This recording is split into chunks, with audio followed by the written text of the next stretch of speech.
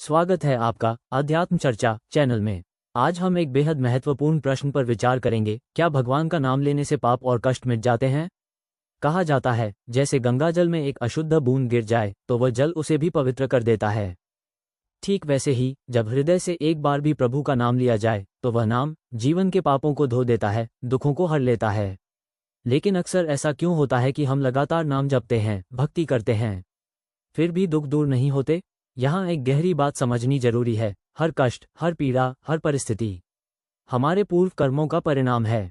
इन्हें प्रारब्ध कहते हैं। कुछ कर्म तप से मिटते हैं, कुछ सेवा और दान से, कुछ कर्म केवल ध्यान और भजन से शांत होते हैं, और कुछ ऐसे होते हैं जिन्हें सिर्फ भोग कर ही पार किया जा सकता है।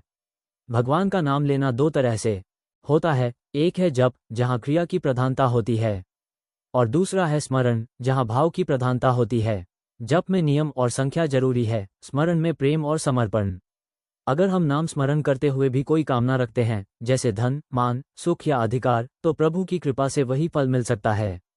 लेकिन जब भक्त निष्काम होकर केवल प्रभु को पाने की चाह रखता है, तब उसे प्रभु स्वयं प्राप्त हो जाते हैं। नाम जप से मन में वही नाम भर जाता है, और उस नाम के देवता से हमारा सीधा संबंध बनता है। माला का प्रयोग केवल एक साधन नहीं, बल्कि वह संख्या की शक्ति है। 108 बार जप करना, जैसे कोई फोन नंबर सही डायल करना। तभी तो कहा गया है, जैसे माला के हर मोती से प्रभु तक पहुंचते हैं, वैसे ही हर नाम में छुपा है साक्षात परमात्मा। जो सेवा, कीर्तन, ध्यान या भजन हमें भगवदाकार वृत्ति में ले आए, वही सच्चा भजन है। कभी भूलिए मत, जो भाव से दिया जाता है वही लौटकर मिलता है। जैसा भाव वैसा फल। प्रेम से पूजा करें तो परमात्मा भी प्रेम रूप में ही प्रकट होते हैं।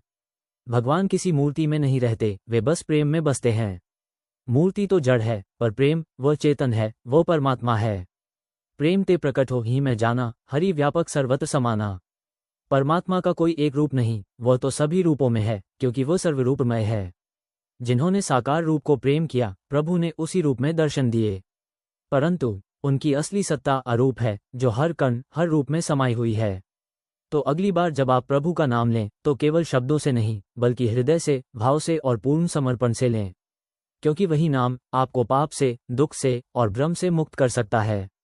अगर आपको ये चर्चा पसंद आई हो तो चैनल को सब्सक्राइब करें, वीडियो को लाइक और शेयर करें, और बेल आइकॉन दबाएं ताकि अगली बार भी मिलें एक नई आध्यात्मिक यात्रा में। जय श्री राम, जय श्री कृष्ण, हरि ओम।